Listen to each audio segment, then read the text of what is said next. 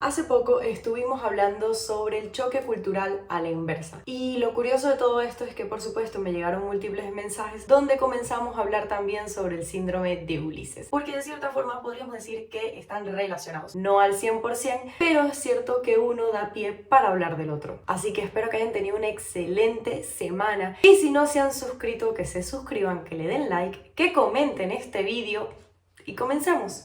Para quienes no lo saben, el síndrome de Ulises, también conocido como el síndrome del emigrante con estrés crónico y múltiple, se trata de un fuerte malestar que viven las personas que se han visto en la obligación de dejar atrás toda la vida que habían tenido. Pero en la mayoría de los casos les ocurre esto en situaciones muy extremas, por lo que no es el duelo migratorio básico, sino que podríamos decir que es una variante extrema de este duelo. Y debo aclarar que tampoco es considerado un trastorno mental, sino un cuadro intenso de estrés. Y esto puede llegar a ser muy confuso porque hay quienes subestiman este estrés crónico y creen que no les está ocurriendo nada. Y las personas que les rodean minimizan bastante la situación. O hay quienes comiencen a notar que les está pasando algo, acuden a especialistas y les diagnostican incorrectamente que están con un trastorno depresivo, cuando realmente no es así. De cualquier forma, el síndrome del emigrante con estrés crónico y múltiple existe y fue acuñado por el reconocido profesor y psiquiatra Joseph Achotegui en el 2002 como síndrome de Ulises, ya que con todo el cambio migratorio que surgió en España, él también notó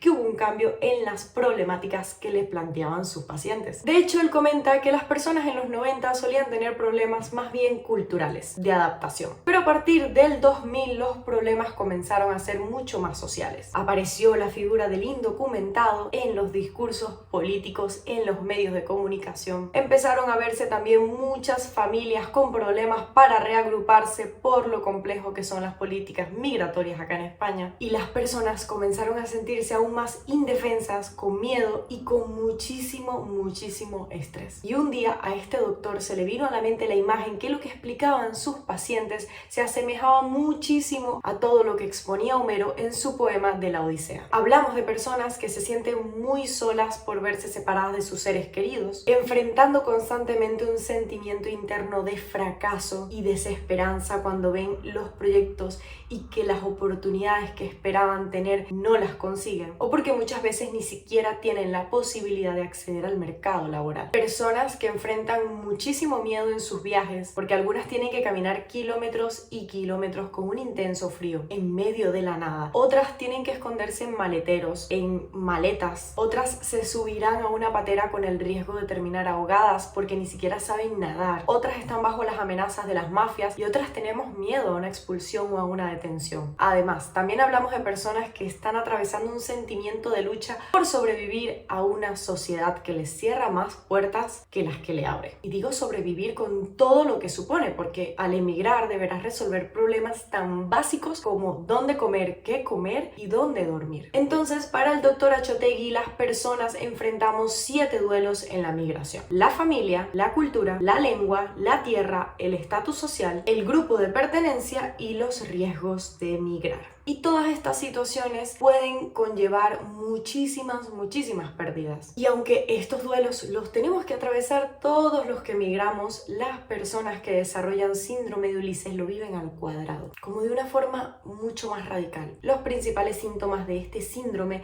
son el insomnio, la cefalea, la fatiga, ya que debes recordar que es un cuadro de estrés, no una enfermedad. Así que para ser un poquito más específica, hablemos de la sintomatología con mayor detalle. En el ámbito depresivo se destacaría la tristeza, la cual incrementa si la persona percibe un fracaso. En esta sintomatología también entra el llanto, el sentimiento de culpa y las ideas de muerte en algunos casos. En su sintomatología de la ansiedad encontramos continuamente la presencia de preocupaciones, irritabilidad, nerviosismo, llegándose a ver comprometido el sueño y por supuesto con la posible aparición de un insomnio. Y en su sintomatología de la somatización es donde destacan las cefaleas y la fatiga. Recuerda que este síndrome suele aparecer cuando enfrentamos un proceso migratorio complicado y lleno de retos, arrastrando una carga psicológica importante en nuestra experiencia, lo cual dificulta bastante todo el escenario. Algunas cosas que pueden ayudarnos a evitar su aparición o a minimizar sus síntomas es comenzar a entender que la migración es un proceso de constantes pérdidas y ganancias, en el que no podemos depositar excesivas expectativas, en el que debemos trabajar muchísimo y continuamente por reorganizarnos internamente, en el que tenemos que expresar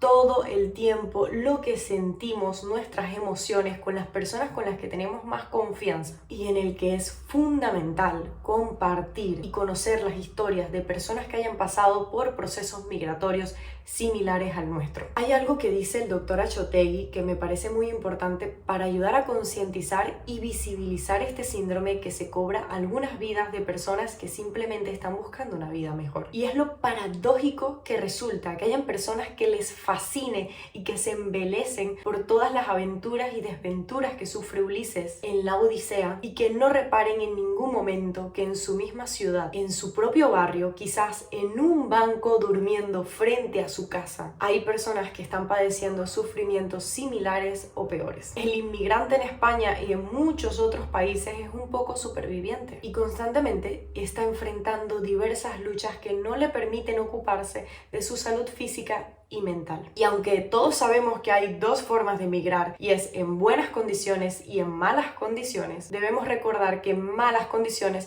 no puede ser un sinónimo exclusivo de llegar a un campo de refugiados, sino también es el no poder entrar en Ceuta o en Melilla, o vivir aquí sin papeles y sin vías para poder salir adelante. Si crees que estás experimentando un síndrome de Ulises, es el momento perfecto para que escuches las necesidades de tu mente y acudas con profesionales. Te recomiendo que contactes siempre con tus servicios sociales o con el servicio de salud de tu comunidad y de tu provincia para que puedas informarte, para que te puedan revisar y puedan derivarte con el especialista que necesitas.